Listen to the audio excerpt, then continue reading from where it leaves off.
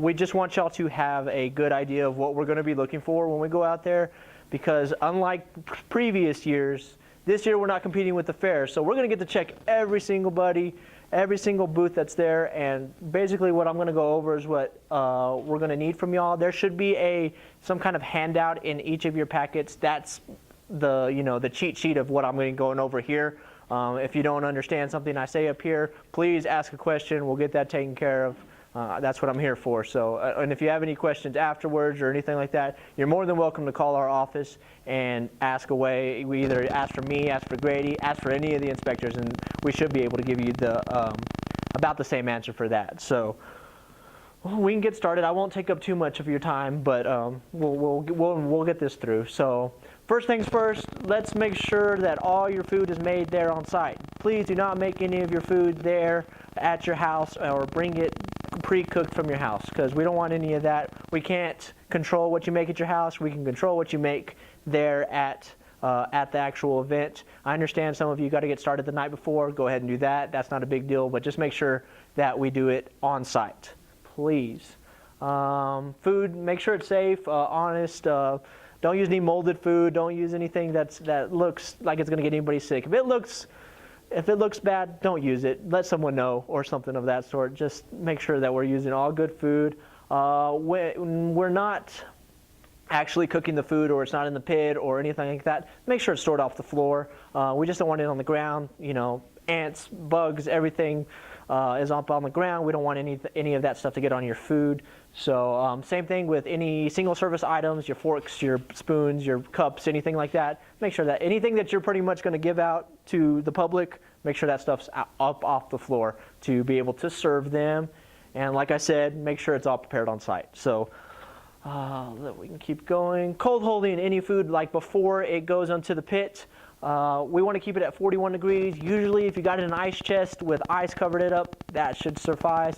If you happen to have an RV and a fridge where you can keep everything, that works too. But 41, we'll give you 41, 42, but once it starts getting up to 45, stuff like that, then we're going to start having an issue. So let's just keep it nice and cold.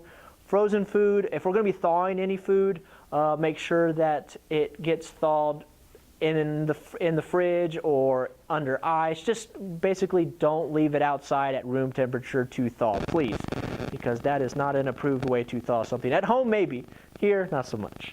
And like I said, not at room temperature, especially outside, just where the sun's beating down on it.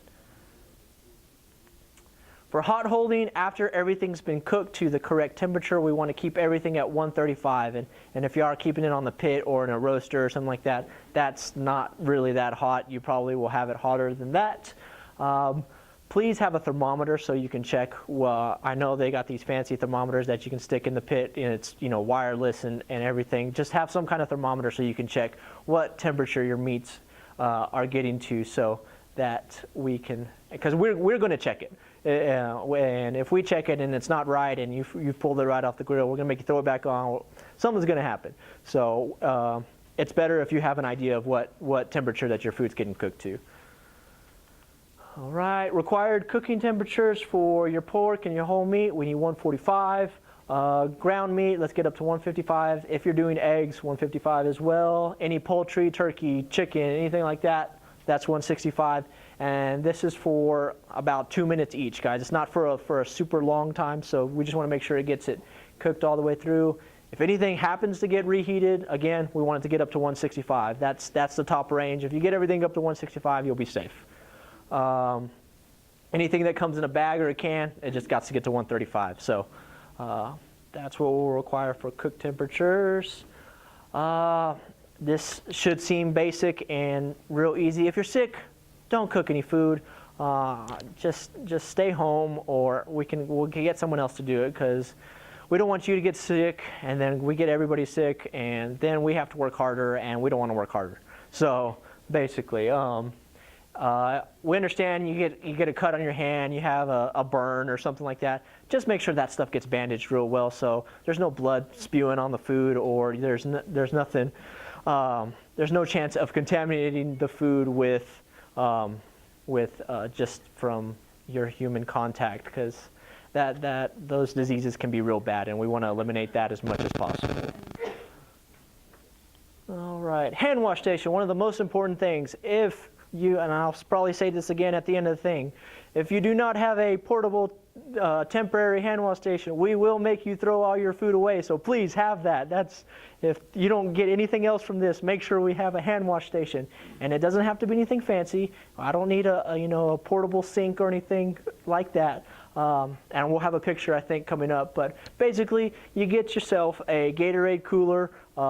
The ones with the little spigots that you can turn on and it stays up, those are usually the best kind because that water continuously runs. You get you one of those, you have the hot water in there about 100 degrees. Usually if it's warm to your touch, you're getting pretty close to 100 degrees. But if I touch it and I'm like, it's not that cold, it's probably around 80 degrees.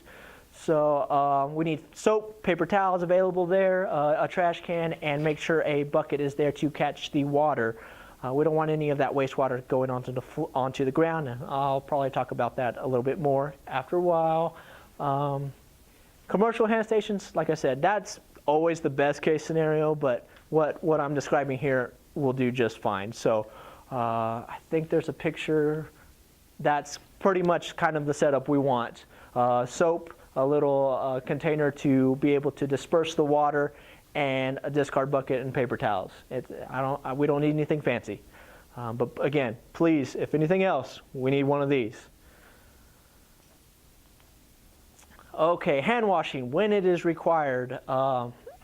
Obviously, you're doing one of these, you touch your friend, you go outside your preparation area. Please, when you come back, wash your hands. After using the restroom, that should be anyways, not just at this event, but going... coughing, sneezing, smoking, eating, anytime your hands are around your mouth, please, please, please wash your hands after that.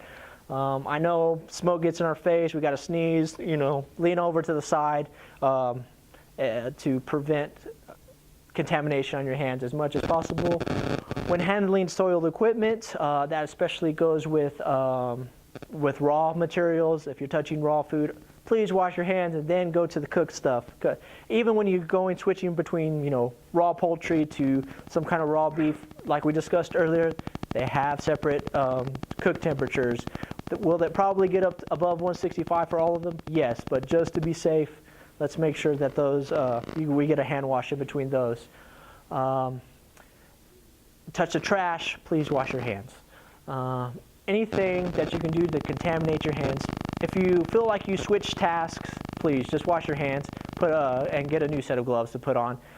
If you're using utensils, you don't necessarily need gloves at that point, but it's always easy to touch that food with your hands. It happens even at the restaurants that do it every single day. They're using utensils, and then they'll grab a tortilla or something and throw it on a plate, and then we're like, no, you can't do that. And especially when changing gloves. Something that's different if you happen to be working with some ready-to-eat food and a glove rips for some reason, and you feel like you haven't really contaminated your gloves, and it just happens to rip or stretch, or that you can just change gloves and go straight and without a hand wash. But pretty much any time you change gloves, it's always safe just to do the hand wash. I guess I have to treat people like they're in kindergarten, but you'd be surprised. Not everyone does it right, even people that do it every day. So please, when we wash our hands, scrub for 20 seconds. Usually what we say is happy birthday song twice is usually a good amount of time to wash your hands. Rinse them, paper towels, and then if you have to turn off your spigot from your cooler or whatnot, please use the paper towel to turn that off, because if you do not, then you just contaminated your hands back after all that work you just put in, and we will make you do it again. So please, if it's one of those ones that turns up, or you have a commercial hand wash station and it has handles and faucets, please make sure to use paper towel.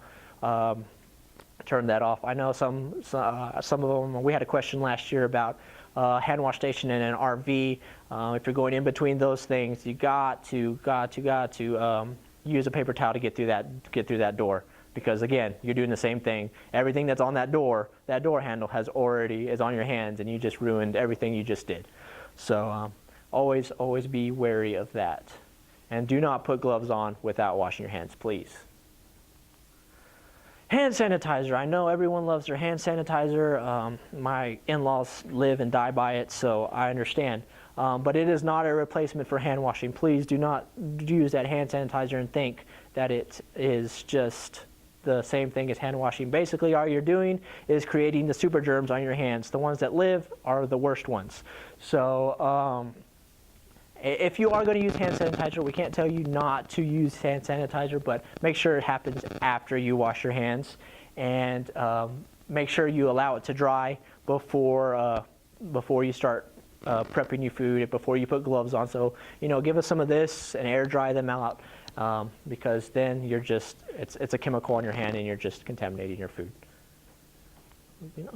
Good hygienic practices. No eating or smoking inside the food preparation area. Please do not be sampling your food while you're prepping it or cooking it, and just step out of your area. I understand people need to smoke too. Please, we'll just step out the area and take care of whatever you need to take care of out there.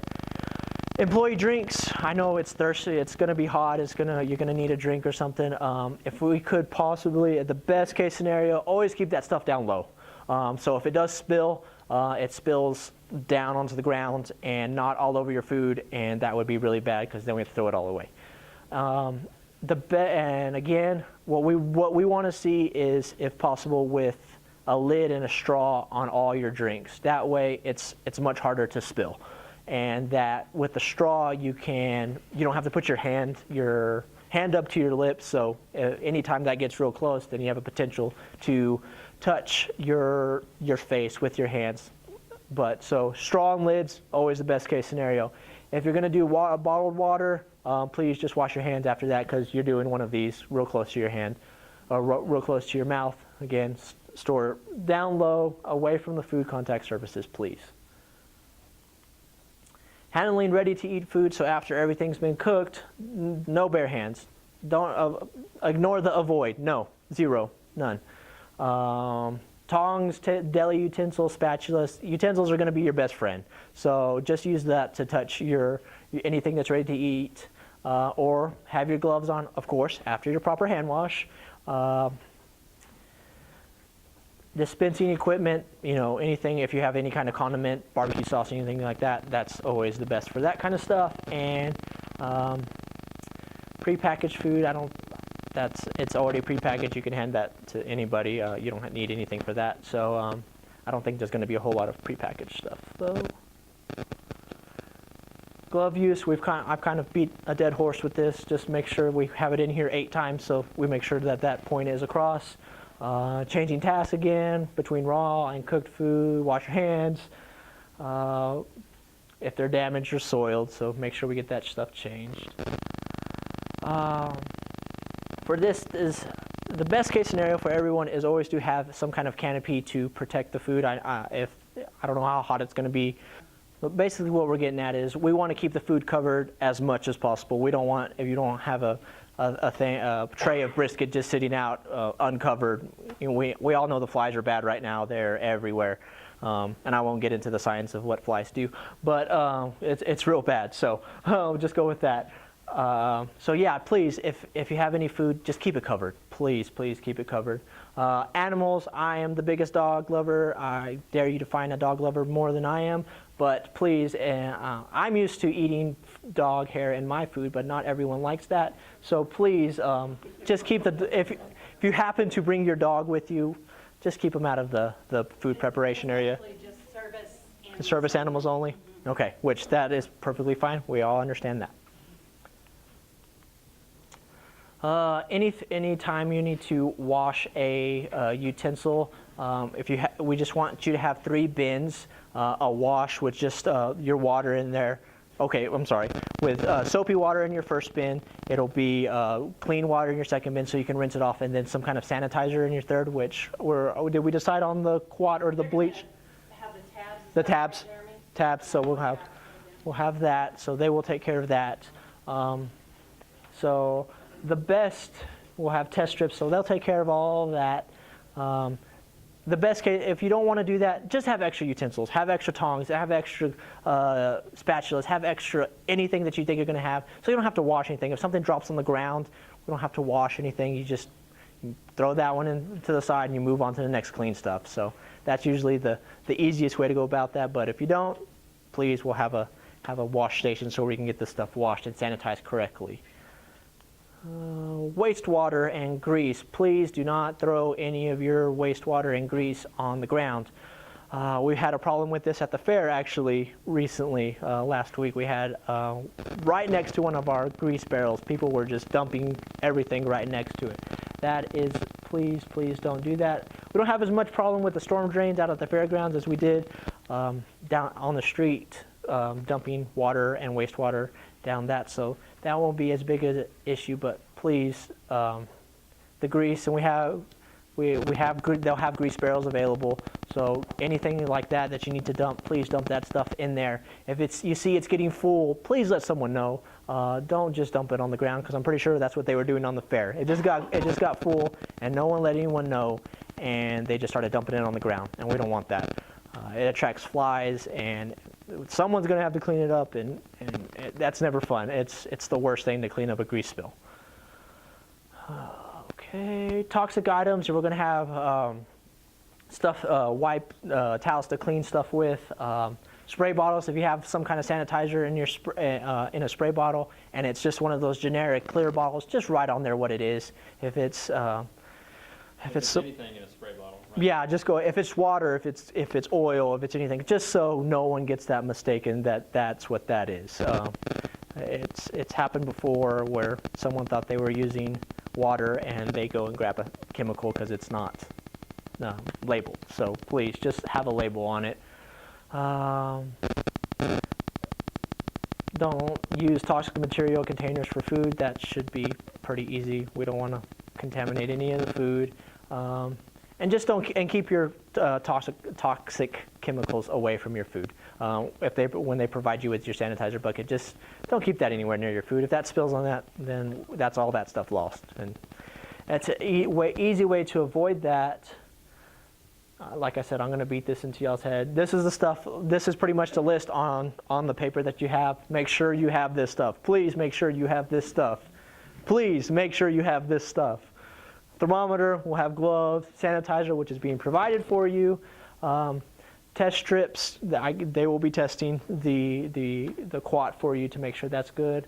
The hand wash station, spare utensils, and again, like I said in the beginning, if you do not have these items, when you will not be allowed to operate until you get them. Any food that has been prepared, you will be asked to throw it away, and we don't want to do that. So I just want to make sure that this is all clear, that we take our job very seriously. We take public health very seriously, and if we just follow these little guidelines, I know it seems like a lot, but to ensure public safety, we go to the extreme that we need to. So that, please have this stuff, and it will go real smooth. And since y'all are new, I want to catch y'all early, and so we don't have any issues.